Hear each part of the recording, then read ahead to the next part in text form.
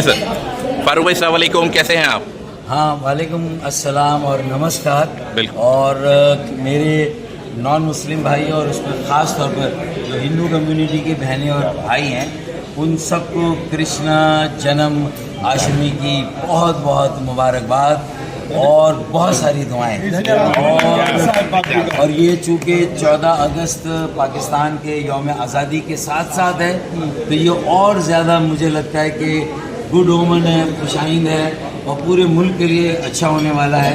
और उसमें हमारा ये कमिटमेंट है कि हम अपने नॉन मुस्लिम गैर मुस्लिम भाइयों बहनों को भी पूरे पाकिस्तान की तामीर और तरक्की में उन्हें बराबर का शहरी समझकर बराबर का उनका हिस्सा हो और उन्हें साथ लेकर चलें और पाकिस्तान को तरक्की के मीनारों तक पहुँचाएँ।